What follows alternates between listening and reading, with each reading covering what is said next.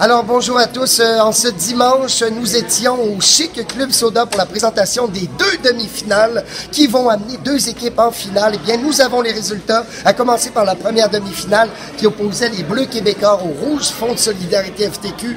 Un très beau match, tout en douceur, pleine d'écoute. C'était vraiment super. Les Bleus ont très bien performé. On avait souvent souligné au cours de la saison une certaine faiblesse des Bleus autour des improvisations de comparé. Oui. Au niveau des unités spéciales. Comparément aux Rouges qui sont très Écoute, forts en ils ont le meilleur taux de la Ligue avec 68 %. C'est une machine, littéralement, et ça les transforme. Ils ont une arme redoutable. Mais ils n'ont pas pu s'en servir. Ils ont joué jeu égal avec les Bleus à ce niveau.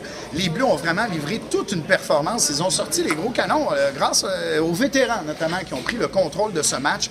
Des deux côtés, on a vu tout de suite la confrontation Bossé-OB. OB pour les Rouges, Bossé pour les Bleus, qui ont préparé la table et ont semblé dire aux autres joueurs, calmez-vous, c'est comme ça que ça va se passer ce soir. D'ailleurs, les deux vétérans de l'équipe des Bleus québécois, avant le match, tout le monde était très fébrile dans les loges et les deux seules personnes qui étaient assises sur le canapé, eh bien, c'était Sophie Caron et Réal Bossé. L'expérience, dans le fond. En plus, on a souligné la millième impro jouée de Réal Bossé, ce qui le classe dans une catégorie très à part, partagée seulement par Sophie Caron. Alors, sont deux.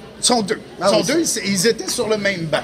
Malgré tout, c'est les Rouges qui l'ont emporté. Au final, ça a été très serré tout au long du match. On était coude à coude. Personne ne se laissait... Non, la dernière improvisation du match, il restait 4 minutes, une mix qui a été remportée par les Rouges. Au comptage. Oui, au comptage. 5-4 pour les Rouges. Alors, voilà le résultat de la première demi-finale. Mentionnons, l'étoile antidote est attribuée à Jean-François Aubé. Et du côté des Rouges, Fonds de solidarité FTQ, Amélie Geoffroy remporte l'étoile. Et du côté des Bleus, l'étoile a été remise évidemment à Réal Bossé. Oui. L'autre demi-finale, tout de suite après.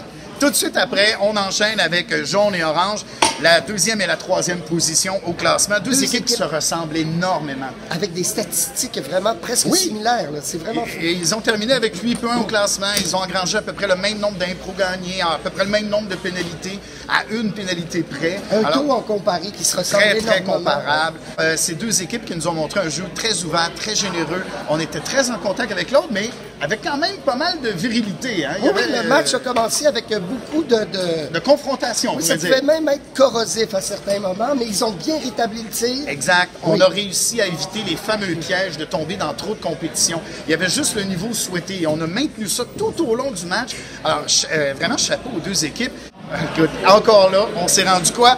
En prolongation, on s'est rendu à l'extrême limite sur un comptage. 12 votes. 12 votes de différence et c'est les jaunes qui remportent cette autre demi-finale et battent et sortent les oranges du portrait des séries. Et les jaunes iront rejoindre les rouges. Fonds de solidarité FTQ en grande finale.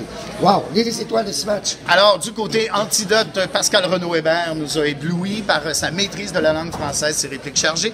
Mais il y a beaucoup de monde qui combattait à ce niveau-là. Suzy Bouchard aurait pu la gagner. Absolument. Écoute, il y avait beaucoup de candidates. Du côté de l'étoile, du côté des oranges, a été attribué à Arnaud Soli. Qui a fait une pléiade de personnages, c'est extraordinaire. Il était aussi touchant que niaiseux. Il a bien manœuvré à travers tout ça. D'un Ivanovic cabotin à un jeune enfant en phase terminale, c'était merveilleux.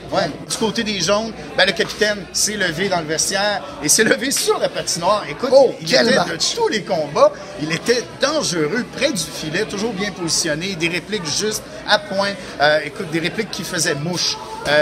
99% C'était incroyable comment il était vif ce soir. Impressionnant.